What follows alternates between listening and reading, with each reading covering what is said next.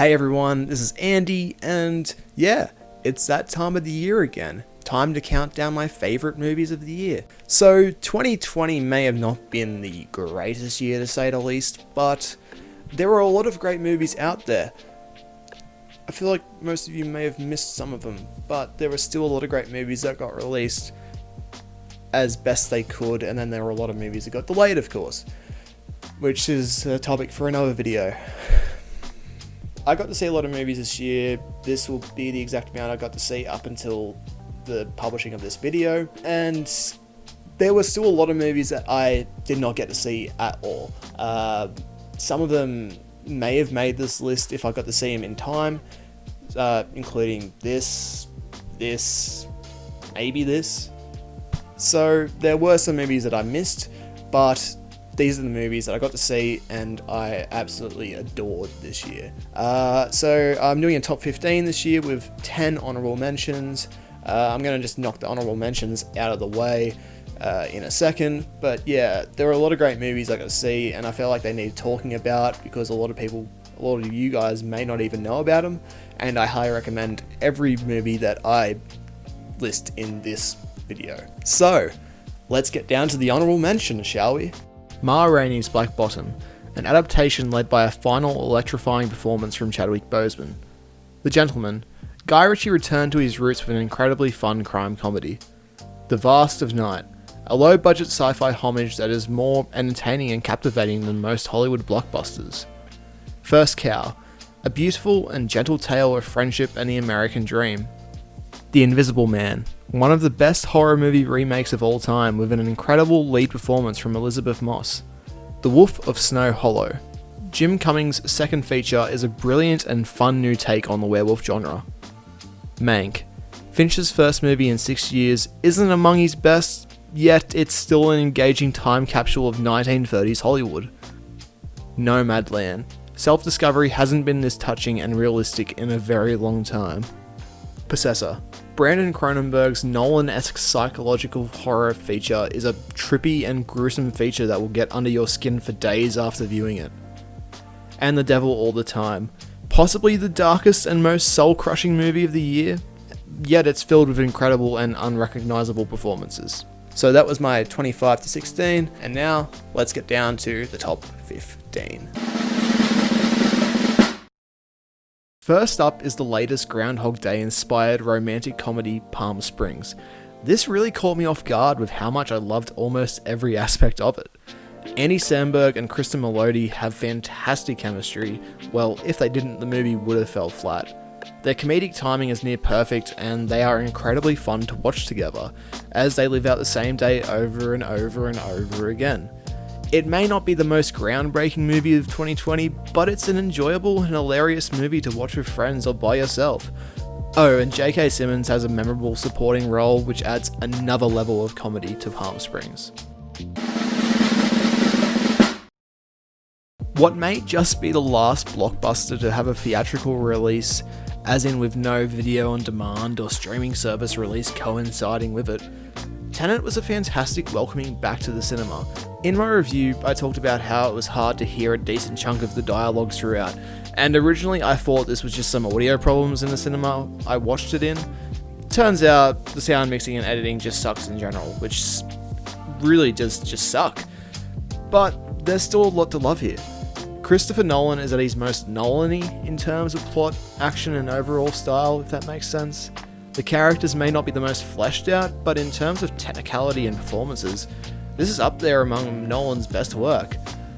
Ludwig Göransson's amazing score is able to stand on its own compared to previous scores from Hans Zimmer, and the action is incredible. If you want more of my thoughts, just check out my review. It's a divisive movie, but I personally loved it. Who would have thought that Hugh Jackman's best performance would be in one of the most overlooked movies of 2020? Bad Education is one of the craziest crime movies I've seen in a long time, and also one of the most chaos-filled true stories I have seen on screen in general, probably since The Wolf of Wall Street. I know that some may find the first half a little too slow, but I feel like it's essential in immersing you into the lives of these characters, in order to feel what many on the screen are feeling when the crazy stuff starts to unfold. If I had to compare it to anything, I'd say it's almost like Fargo, but instead of murder, it's an embezzlement scam within a school district. Just go and watch it, even if it's only for Hugh Jackman's incredibly charismatic performance. Pixar dropped 2 movies in 2020, one being Onward, which I still haven't watched, whoops, and the other being Soul, which is their most mature and adult movie yet. Most of you are probably thinking, but don't all Pixar movies have mature elements in them and appeal to both children and adults? Well, yeah, but none quite as emotional and on the verge of giving you an existential crisis like Soul. Like what Inside Out did with human emotions, Soul looks into what the meaning of life is and what our purpose truly is. Sure, I could talk about the amazing performances, especially from the leads Tina Fey and Jamie Foxx, or any of the other amazing elements here, but it's the themes presented that make this a truly special Pixar movie. This might just be the best movie to come from Pixar in general, but that is a question that will be answered with the passing of time. Kids can enjoy the perfect and fun animation presented here, but adults will be able to look at this and see more than just a kids movie. They will see a deep and emotionally packed animated movie that will leave you looking at the world around you in a different light. Acclaimed filmmaker Steve McQueen dropped 5 movies in 2020 as part of a series titled Small Axe, the first of which being Mangrove, which follows the true story of the Mangrove 9 from 1969 to 1970. Mangrove is a powerhouse in acting, directing and writing, with McQueen showing off his talent in full throttle. Sean Parks is exhilarating as Frank Critchlow, our protagonist and owner of the Mangrove restaurant. Seeing a majority of the action through his eyes helps the audience understand the pain that not only he went through, but the rest of the West Indies community within London during this time. It's devastating and brutal at times, to be honest. With constant police raids for no reason and random arrests, McQueen's retelling of this dark period of time is especially essential today. Anyway, Mangrove is tough to watch at times, but that is Steve McQueen for you. Like his previous films, he lingers on stuff which the majority of filmmakers would cut from quickly, and it leads to electrifying movies like Mangrove. Coming in at number 10 is arguably the most essential movie of the year. Never, Rarely, Sometimes, Always is a quiet and realistic movie to the point where I felt like I was watching a fly on the wall documentary. Like, the 2 girls who debut here give better performances than most professional actors. For those of you who don't know about this movie, it follows a 17-year-old girl who is faced with an unwanted pregnancy and goes on a journey from Pennsylvania to New York City with her cousin to possibly get an abortion. I can already see some hate here from certain groups out there, as initially it may come across as a pro-abortion flick, but it's so much more than that. It's an intimate, heartbreaking and truthful tale of the potential aftermath of having fun in bed. Sydney Flanagan and Talia Ryder are phenomenal in their breakout roles, and Eliza Hittman's direction is powerful and poignant. Never, Rarely, Sometimes, Always is an essential movie, and one that every teenager needs to watch when it comes to sex education. If one movie from 2020 was to be described as gentle, it would be Lee Isaac Chung's Manari. It follows a Korean-American family in 1980s rural America as they attempt to build a farm and live a better life. Maybe it's the steady pace at which the movie seems to just glide at, or maybe it's the way each scene can work as its own different thing. But Manari is one of the most beautiful pieces of filmmaking I've seen in quite some time. Chung also chooses to have 7-year-old boy David, played by Alan S. Kim, as the protagonist, so seeing the family attempt to build a better life, all while their Korean grandmother moves in with them, is like reliving your childhood all over again. Even if you didn't live like this, that is. There's still a lot of relatability here. It's emotional and saddening at times, but the hopefulness from the small happy moments they have throughout is a breath of fresh air we all need in 2020. Aaron Sorkin's second directorial feature was one of my most anticipated of 2020, and one of the only ones which didn't end up being delayed until 2021. Rip all those movies. I've heard some say that it feels like it doesn't really add much to the courtroom drama genre, and that it feels like it takes a few too many creative liberties in trying to make it more Oscar-worthy and not telling the story 100% truthfully. But remember, this is a movie and not a documentary. While Sorkin's does change a couple of things from the real event to make it an exciting dialogue-based drama, it's the performances that make it stand out among the crowd. Sacha Baron Cohen gives what is arguably the best performance of his career. Eddie Redmayne, Mark Rylance and Jeremy Strong are also fantastic, but Yahya Abdul-Mateen, I'm sorry if I butchered your name, is a standout of the show. His turn as Bobby Seale is raw and packed full of emotion to the point where he steals every scene he is in. Then there's Frank Langella as Judge Julius Hoffman, and my god, I can't believe this person existed in real life.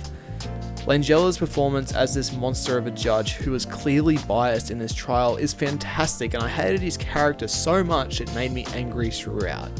The Trial of the Chicago 7 is a fantastic courtroom drama packed with that signature Sorkin dialogue, and I had an absolute blast watching it.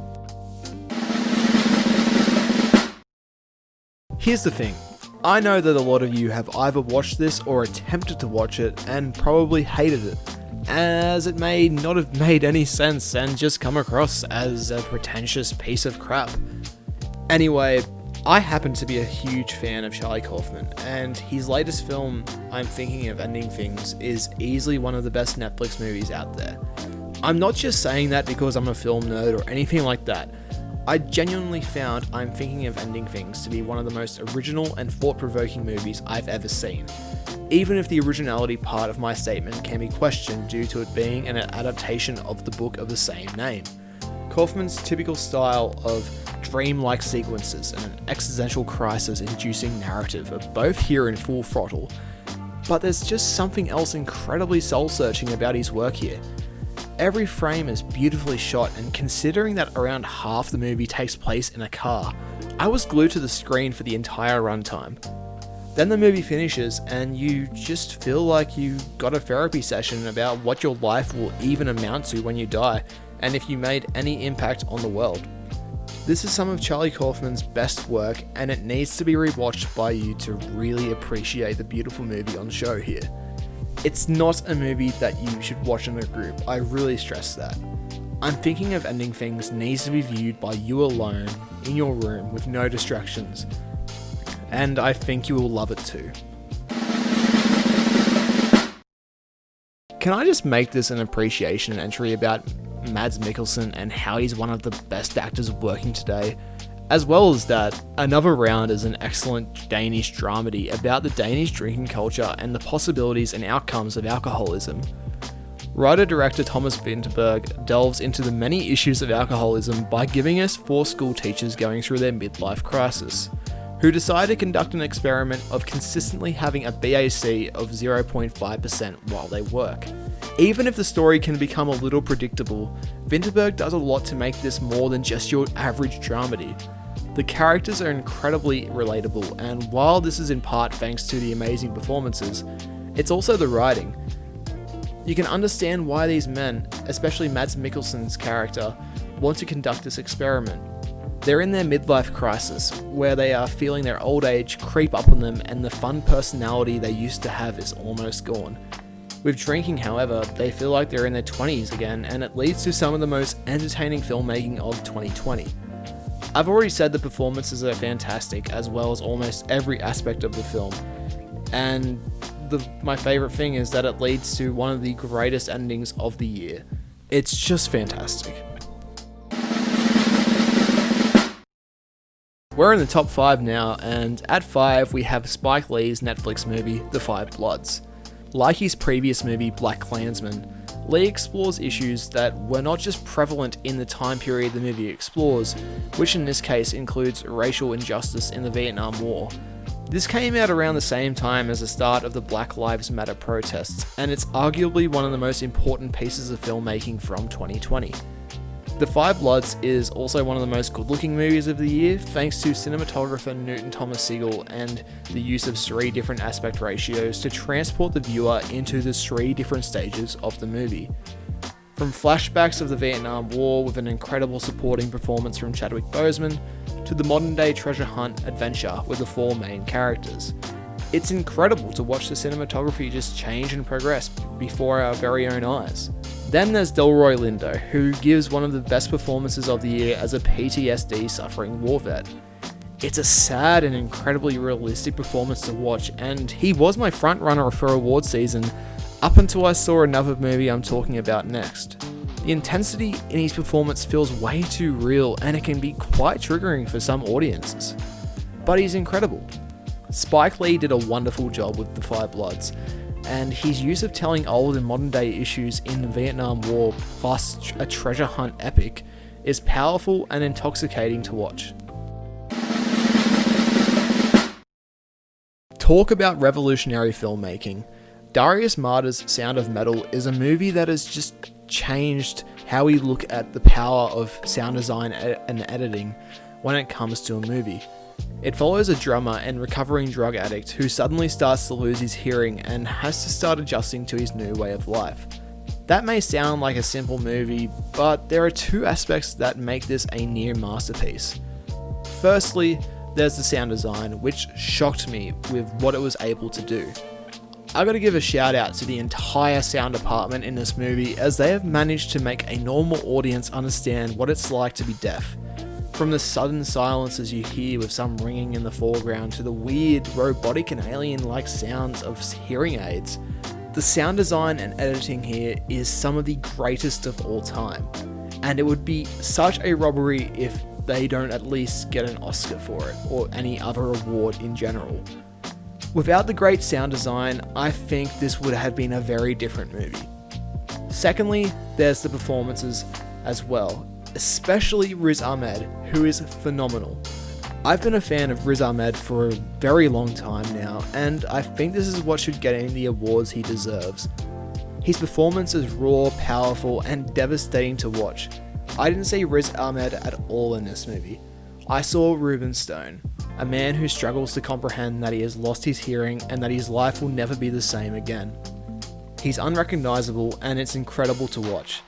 Darius Marder crafted an incredible drama that puts a whole new light on the deaf community, and it's both heartbreaking and hopeful at the same time.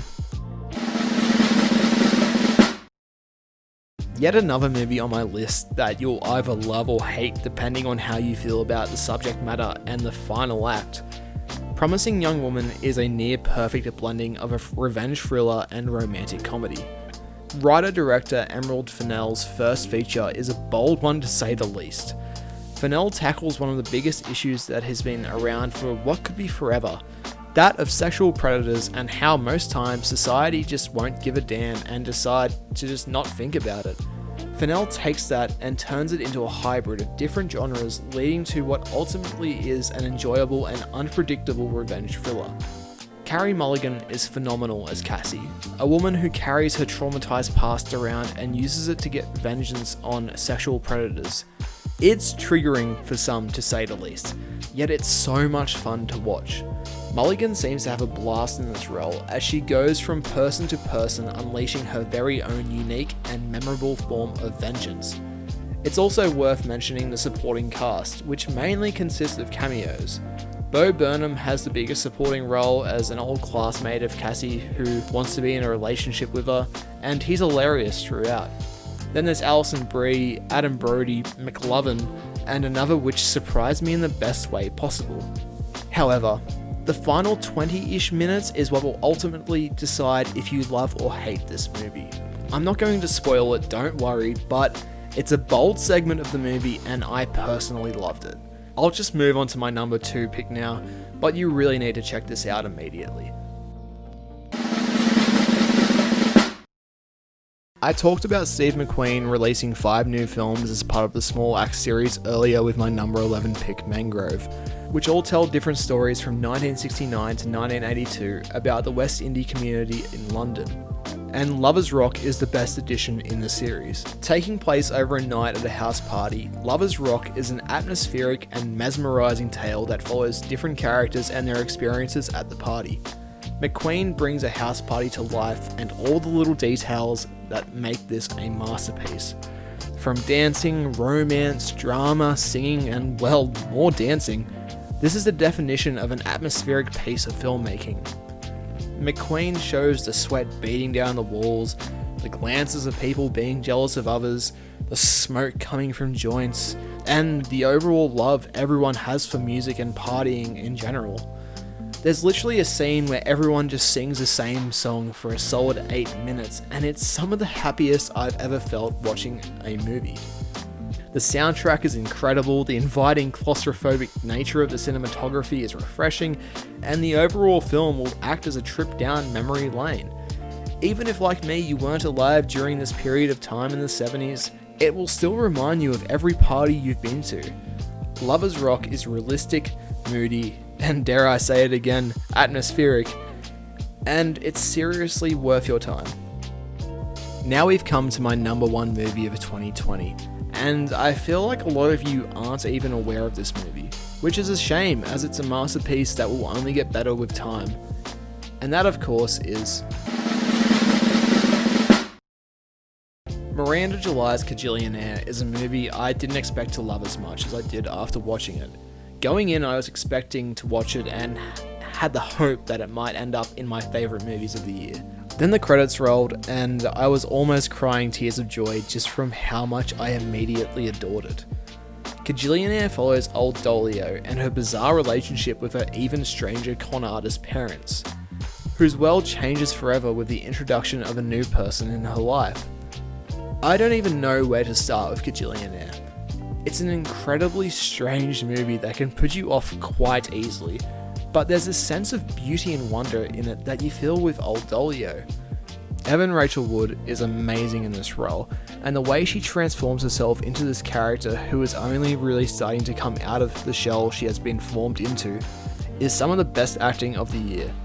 I know I've said that about most of the performances today, but seriously, Evan Rachel Wood is phenomenal. Deborah Winger and Richard Jenkins are way too good as parents, Teresa and Robert, and Gina Rodriguez is also pretty damn great. The way in which Miranda July presents the story as a quiet heist movie and then suddenly switches gears into a tale of self-discovery is remarkable. The more I think about the beauty of Kajillionaire, the more I love it, and that's why it's my favourite movie of 2020. Kajillionaire is a wonderful tale of what it means to be your own person, and it was the best movie I could possibly ask for from the nasty year that was 2020. So that was my top 15 of 2020. I hope you guys enjoyed it. My list kept on changing around a lot as I kept writing it and thinking about what my favourite movies of 2020 were. I'm pretty sure my 12 to 6 just changed constantly as I was trying to figure out if I liked this one more or if I enjoyed it more, then I didn't like this one just as much. It just kept changing. If you guys want to see my full ranking of every movie I saw from 2020, check out my Letterboxd, including this little list right here. That's basically I just rank everything from 2020 that I saw. Now you might see that Hamilton is in my top 6 or 5, I think, something like that. I didn't want to include that in this list because technically it's not a movie and it came out and it's a recording of the 2016 Broadway show, so I didn't really want to include that even though I adore it so much. So yeah, as always, feel free to leave a like and subscribe if you haven't. Let me know if there's anything you want me to do content about soon, as I'm doing a lot more these days. And yeah, that's basically it. I hope you guys enjoyed, and as always, I'll see you later.